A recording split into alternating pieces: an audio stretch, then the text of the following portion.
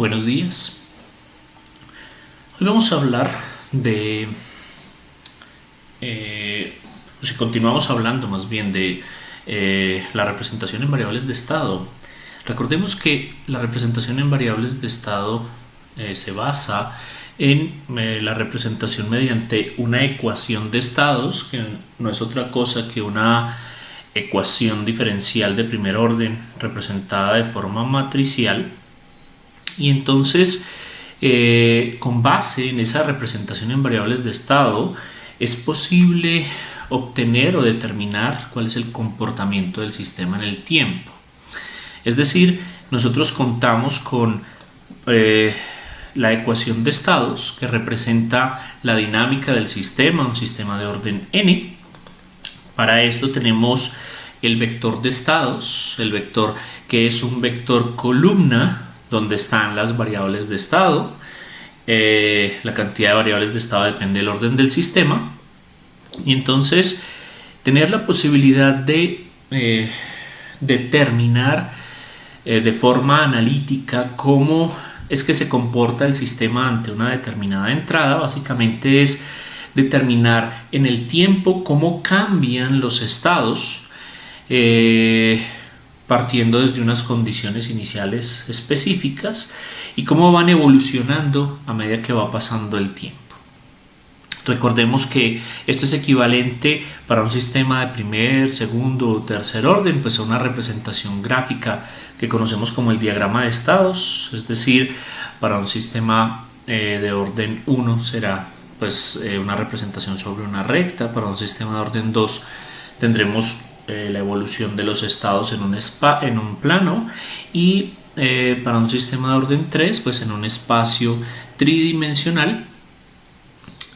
Cuando aumenta la cantidad de estados, pues ya toca pensar en hiperplanos que no se podrán representar gráficamente de manera directa, pero que igual nos permiten hacernos una idea pues, de la manera en la que se comportan los sistemas. Básicamente lo que tendremos es una representación del comportamiento a medida que el tiempo pasa de esas variables de estado, ¿cierto? Y entonces eso es equivalente a darle solución a la ecuación diferencial. Es decir, yo tengo una ecuación diferencial de primer orden matricial y entonces queremos darle solución a esa ecuación diferencial en el tiempo, de manera que la solución, pues básicamente lo que me va a representar es cómo evolucionan los estados a medida que el tiempo pasa, ¿no es cierto?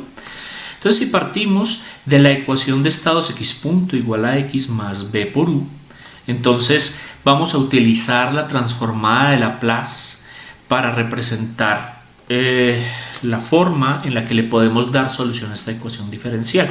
Es una de las maneras de darle solución a la ecuación diferencial. Para esto, entonces apliquemos la transformada de Laplace a la ecuación de estados. Entonces la transformada de Laplace de la primera derivada es s por x de s menos las condiciones iniciales, menos x de 0. Eso es igual a A por x de s más b por u de s, ¿no es cierto? Entonces quiere decir que yo puedo pasar este x de s al otro lado, de manera que tenga los dos términos en x de s al lado izquierdo de la igualdad, y paso las condiciones iniciales que están por acá, las paso al otro lado. Entonces tengo s por x de s menos a por x de s, pasando a este lado, y al pasar las condiciones iniciales para el otro lado tengo que eso es igual a x de 0 más b por u de s, ¿no es cierto? Entonces del lado izquierdo pues puedo realizar un proceso de factorización.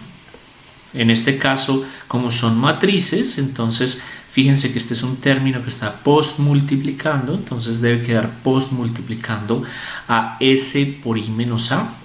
Recordemos que aquí la matriz identidad queda como factor de s al factorizar, básicamente porque si yo multiplico la matriz identidad del mismo tamaño de x de s, entonces me queda la misma matriz, x de s. Entonces me queda al lado izquierdo S por I menos A por X de S es igual a X de 0 más B por U de S. Luego, entonces despejemos X de S. X de S, entonces me queda igual a, paso entonces este factor que está premultiplicando, lo paso a premultiplicar como la inversa en los factores del lado derecho, entonces me queda la inversa de S por I menos A multiplicado por las condiciones iniciales por X de 0 más S por I menos A, la inversa de S por I menos A multiplicado por B por U de S, ¿no es cierto? Luego, entonces sabemos que para darle solución a ecuaciones diferenciales, pues hacemos la transformada de Laplace, hacemos el despeje de la representación algebraica que permite obtener la transformada de Laplace, y luego entonces aplicamos la transformada inversa de Laplace, de manera que al aplicar la transformada inversa de Laplace lo que obtengo es X de t. Recuerden que es detrás de lo que voy. Darle solución a la ecuación diferencial es encontrar la manera en la que el vector de estado se comporta en función del tiempo.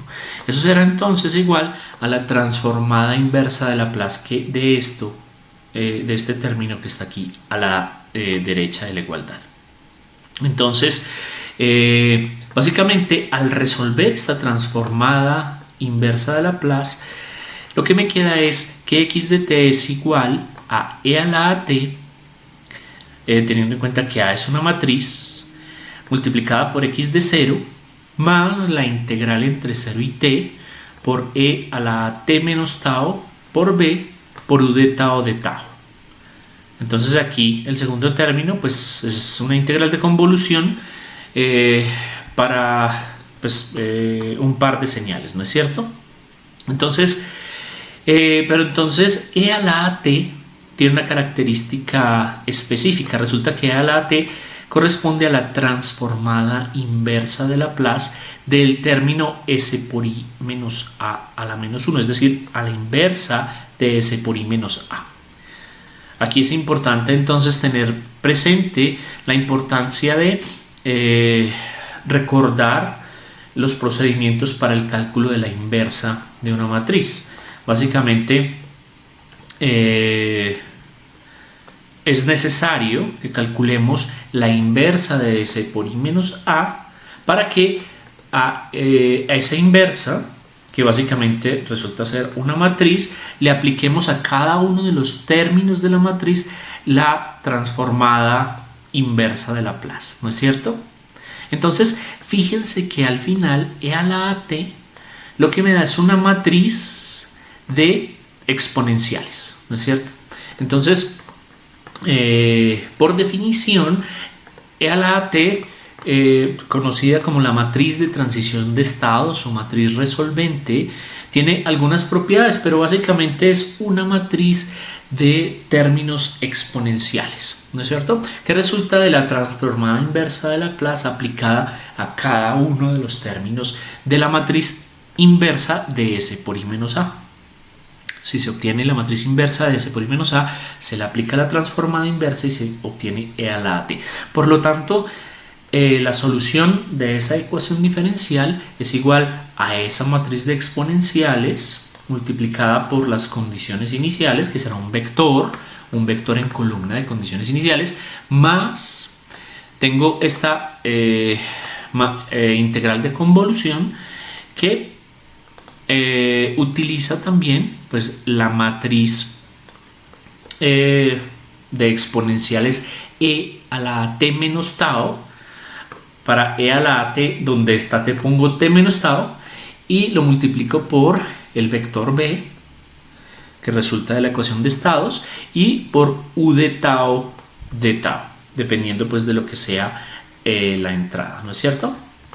Entonces, algunas de las propiedades de esa matriz de transición de estados o matriz resolvente es, pues, en primera instancia, que para t igual a 0, pues E a la AT, simplemente con t igual a 0, es E a la 0, que es 1, y como es una matriz, entonces será la matriz identidad, ¿no es cierto? La matriz identidad. Luego, si tengo un par de exponenciales multiplicadas para los tiempos t1 y t2, entonces esa matriz de transición de estado será igual a E a la A de t1 más t2, básicamente por propiedades de los exponentes, ¿no es cierto? Finalmente, la inversa de la matriz de transición de estados será igual a E a la menos A por T. Basta con entonces cambiarle el signo para calcular la inversa de E a la a T, ¿no es cierto? Básicamente tengo, aquí se cumple pues la propiedad de exponentes, entonces eso será igual a E a la menos A por T. Bien, pero entonces también pues tiene un efecto sobre la salida, ¿no es cierto? Considerando el hecho de que para la transformada de Laplace de la salida, y de s es igual a c por x de s más d por u de s,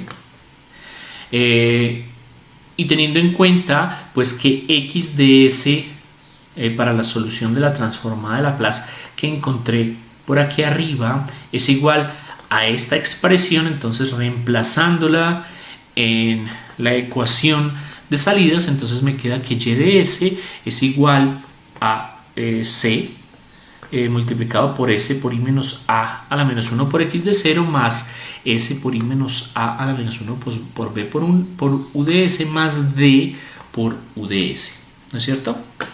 Entonces, si le aplicamos la transformada inversa de Laplace, entonces lo que me va a quedar es que la salida en función del tiempo será igual a c por e a la at por x de 0, donde e a la at es la misma matriz de transición de estados, más c por esta integral de convolución que se repite, más el término que incluye la matriz d, o sea, más d por u, ¿no es cierto? Entonces, yo puedo darle solución o encontrar la manera en la que los estados y la salida evolucionan en el tiempo, básicamente aplicando el método de solución de la ecuación diferencial que corresponde a la ecuación de estados, y para eso pues utilizando el método de la transformada de Laplace para calcular esa solución.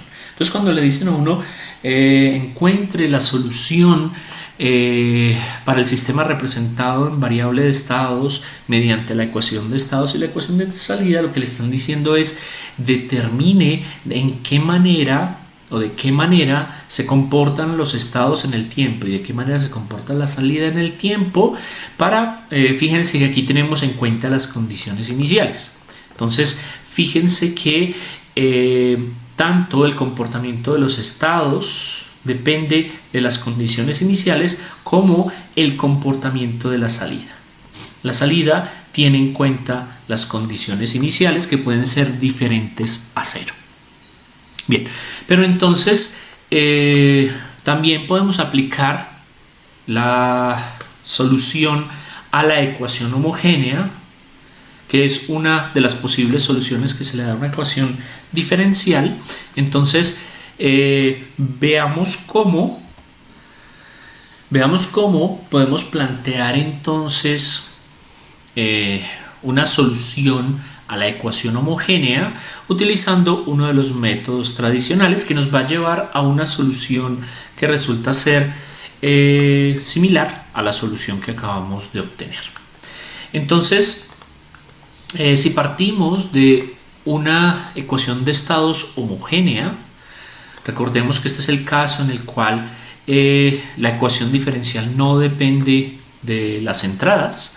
Entonces, para darle solución a una ecuación diferencial de este tipo, lo que podemos hacer es empezando por suponer una solución en series de potencia.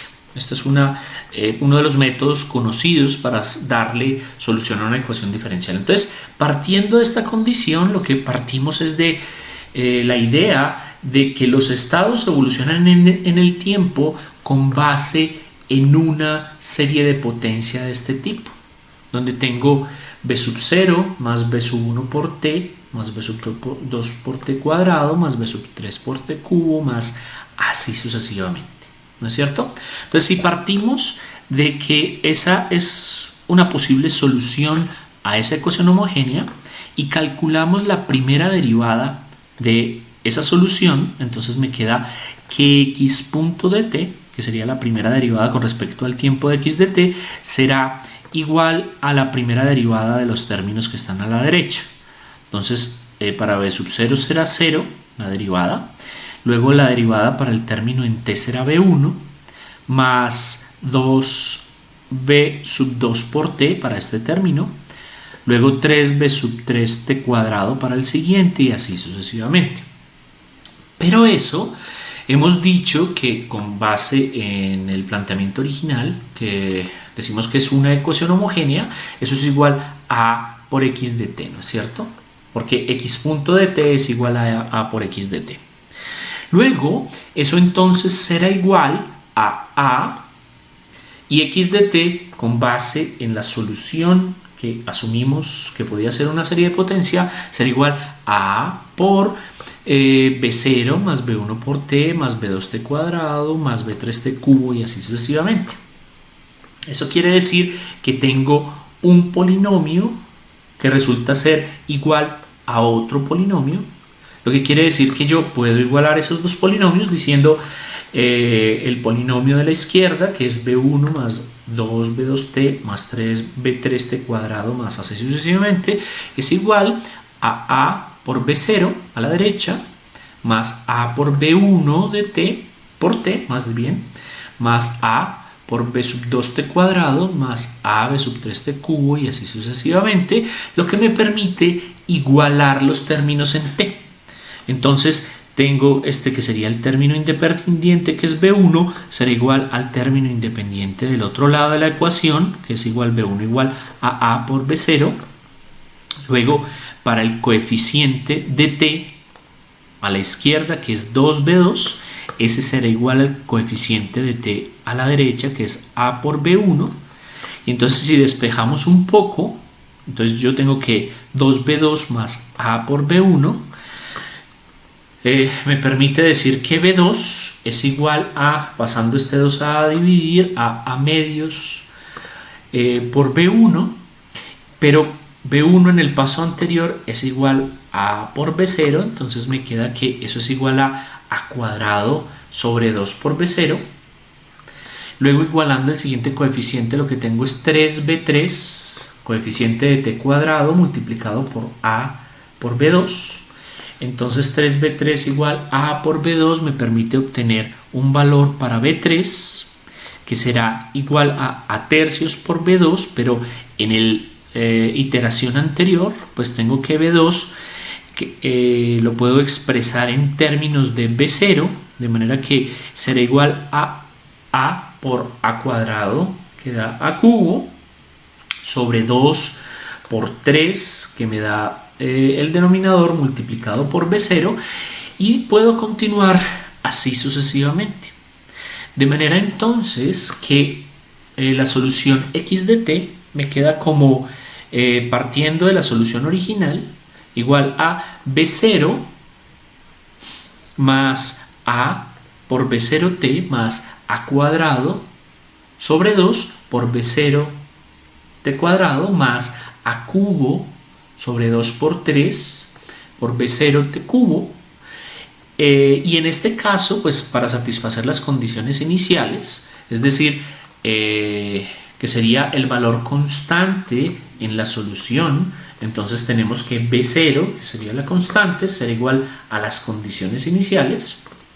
Entonces, si generalizamos esa solución, pues básicamente me queda que x de t, fíjense que el término b0 está en todos los términos, entonces lo puedo sacar aquí a posmultiplicar. Básicamente me queda que x de t es igual a y para el término constante que multiplica x de 0 más a por t más a cuadrado por t cuadrado sobre 2 factorial más a cubo por t cubo por 3 factorial más así sucesivamente, que se puede expresar de forma compacta como una serie del tipo, pues tenemos la suma para k desde 0 hasta infinito de a a la k por t a la k sobre k factorial multiplicado por x de 0. Resulta entonces que podemos asociar la matriz de transición de estados e a la at, que recuerden que es la transformada inversa de Laplace de s por i menos a la menos 1. Eso será igual entonces a este término constante, de manera que podemos plantearlo como que x de t es igual a e a la at por x de 0, ¿no es cierto? Y entonces esa sería la solución a el caso en el que la ecuación de estados está expresado de forma homogénea. Para esto, pues utilizando un método convencional de solución de ecuaciones diferenciales para la ecuación homogénea, ¿no es cierto? Que es partiendo de la idea de que la solución a la ecuación diferencial se comporta como una serie de potencia. Bien, entonces esta sería la solución para el caso homogéneo. Bien, ahora hablemos entonces de la matriz de transferencia. Resulta que en la representación en variables de estado podemos tener múltiples entradas y múltiples salidas.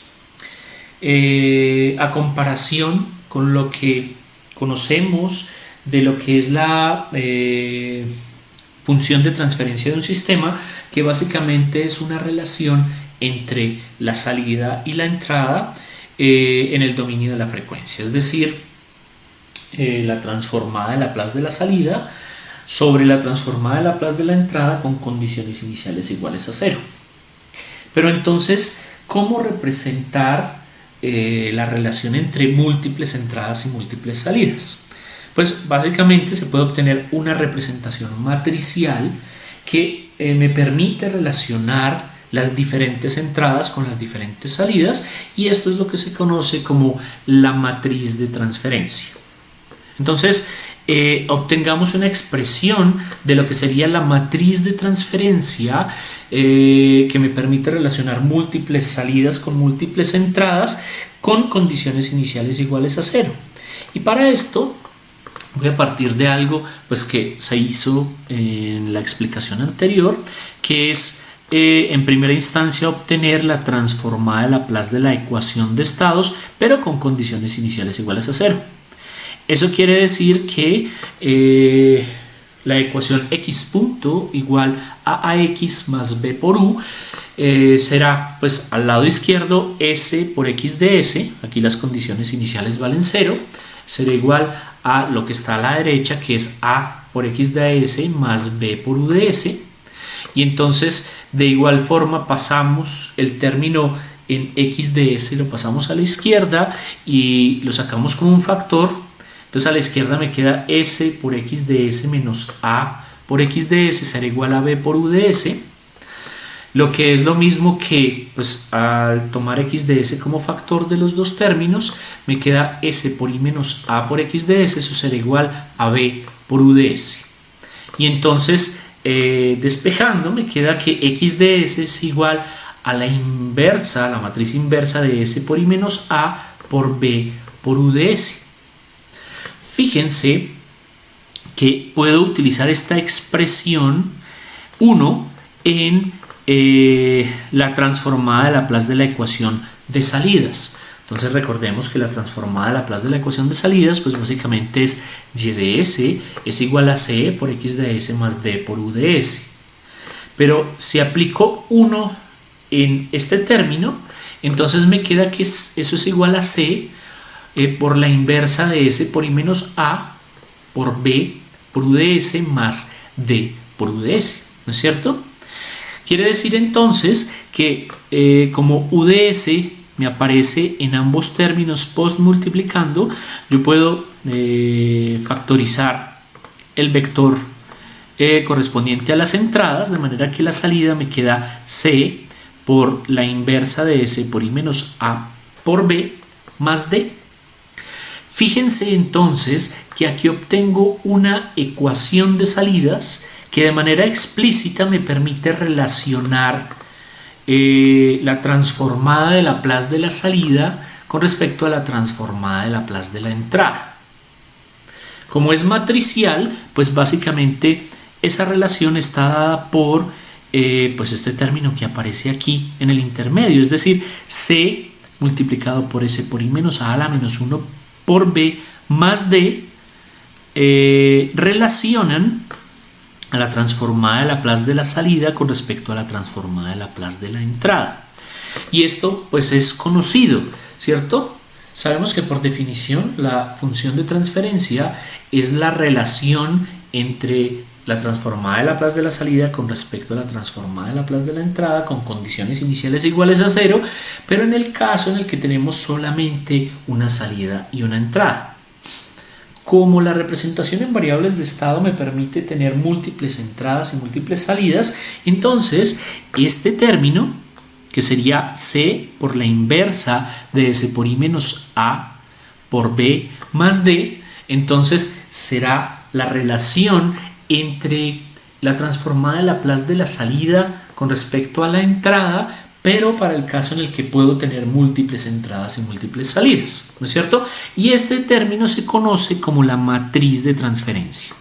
Básicamente será una matriz que tiene las funciones de transferencia que me relacionan cada entrada con cada salida del sistema, ¿no es cierto? Entonces, para un caso específico en el que solamente tengo una entrada y una salida, entonces lo que voy a tener es que UDS será un vector de un elemento, o sea, un escalar. YDS será una salida, es decir, un solo elemento, es decir, un escalar. Tendré una sola entrada y una sola salida, y entonces ahí sí podré representar YDS sobre UDS como un cociente, es una función de transferencia que será igual pues entonces a ese término C por la inversa de S por I menos A por B más D, que será entonces la función de transferencia tradicional. Si tengo un sistema con una entrada y una salida, entonces y conozco la representación en variables de estado, entonces puedo calcular la función de transferencia de ese sistema simplemente utilizando esta relación que me permite entonces determinar el cociente entre la transformada de Laplace de la salida con respecto a la transformada de Laplace de la entrada con condiciones iniciales iguales a 0, que es la misma definición de la función de transferencia. Bien, entonces, ¿cómo determinar la función de transferencia de un sistema con base en la representación en variables de estado? Aquí es importante tener en cuenta que en la representación en variables de estado pues puedo tener múltiples entradas y múltiples salidas, ¿no es cierto? Bien, ahora hablemos de otro concepto muy importante en la representación en variables de estado, que es la controlabilidad. Entonces, la controlabilidad por definición básicamente se asocia a la capacidad que tiene una señal de control de un sistema de control para manejar todos los estados de un sistema, ¿cierto? Para manejar todos los estados de un sistema. Entonces, esto desde el punto de vista de la definición, entonces se puede decir que un sistema es de estado completamente controlable si existe una señal de control UDT, que no necesariamente tiene que ser acotada, con la cual se puede transferir de un estado inicial cualquiera, arbitrario, X sub I de t, que por ejemplo para esta representación de un sistema de orden 3 básicamente está representado por un punto en el espacio tridimensional de las tres variables de estado x1, x2 y x3. Yo puedo escoger cualquier punto, cualquier condición inicial del estado, y entonces el sistema será de estado completamente controlable si existe una señal de control que me permite pasar de ese estado inicial arbitrario x sub i de t a un estado final arbitrario en el espacio de estados cualquiera en un tiempo finito, ¿no es cierto?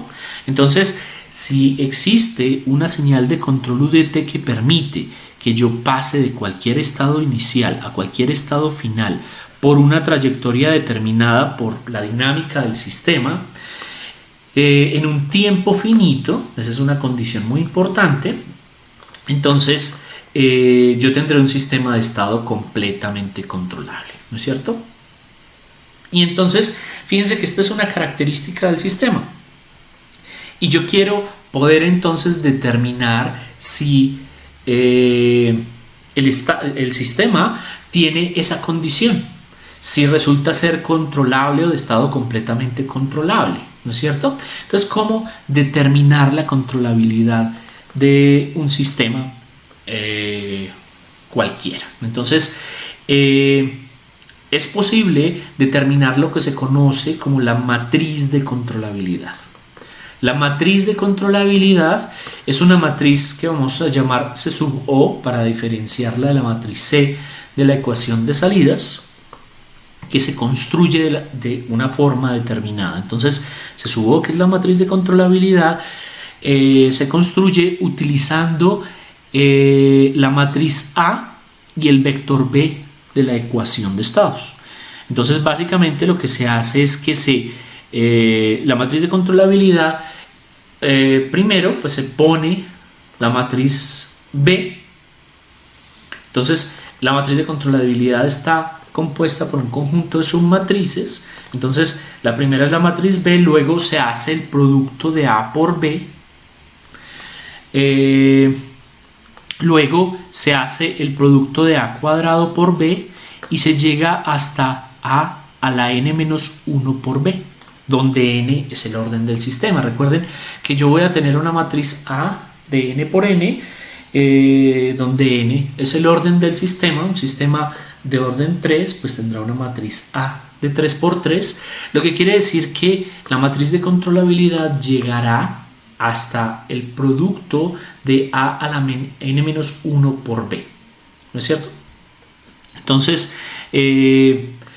con base en esta matriz de controlabilidad que se construye de esa forma, es posible determinar si un sistema es de estado completamente controlable, básicamente diciendo que un sistema es de estado completamente controlable si la matriz de controlabilidad es de rango completo, o sea, de rango n. Entonces aquí es importante recordar lo que es el rango de una matriz. Recordemos que el rango de una matriz nos permite determinar cuántos vectores linealmente independientes tiene esa matriz. Entonces es importante recordar los métodos para calcular el rango de una matriz, es decir, para calcular cuántos vectores linealmente independientes tiene una matriz. Resulta que si la matriz de controlabilidad es una matriz cuadrada, determinar si la matriz es de rango completo resulta ser muy simple. Entonces, para el caso en el que la matriz de controlabilidad sea cuadrada, basta con calcular el determinante, porque una matriz es de rango completo cuando el determinante de la matriz es diferente de 0. Quiere decir que si yo tengo una matriz de controlabilidad cuadrada, basta con calcular el determinante, y si el determinante es diferente de 0, entonces será una matriz de rango completo. Y si es una matriz de rango completo, entonces se podrá decir que el sistema es de estado completamente controlable, ¿cierto? Bien. Entonces, aquí hago énfasis en la necesidad de repasar métodos para determinar el rango de matrices cuadradas y no cuadradas. Entonces, para el caso de matrices cuadradas, cuando la matriz de controlabilidad es cuadrada, pues es muy simple, pero en realidad con mucha frecuencia se obtienen matrices de controlabilidad que no son cuadradas. Entonces, por ejemplo, métodos como la simplificación de Gauss-Jordan para obtener o determinar si una matriz tiene vectores, todos los vectores linealmente independientes, es una manera de determinar si la matriz de controlabilidad es de rango completo. Existen otros métodos, por ejemplo, el uso de el cálculo de determinantes de submatrices de la matriz de controlabilidad. Es un método que se basa entonces en sacar submatrices de diferentes tamaños y determinar con base o calcular los determinantes de esas submatrices cuadradas que resultan de la matriz no cuadrada se sumó, y con base en eso entonces determinar si el sistema es de rango completo o no. Entonces aquí muy importante, por favor, revisar los métodos para el cálculo del rango de la matriz, porque para determinar la controlabilidad de un sistema es muy importante determinar si la matriz de controlabilidad es de rango completo. Miremos un ejemplo de lo que significa el cálculo de la matriz de controlabilidad, y con base en eso entonces la determinación de si el sistema es de estado completamente controlable. Entonces básicamente tengo un sistema de orden 3. Fíjense que tengo una matriz A de 3×3 que se asocia a un sistema de orden 3. Tengo una matriz B que es una matriz de 3×2, lo que significa entonces que tengo un par de entradas, un sistema con 2 entradas. Fíjense que al calcular la matriz de controlabilidad, entonces construyamos la matriz de controlabilidad.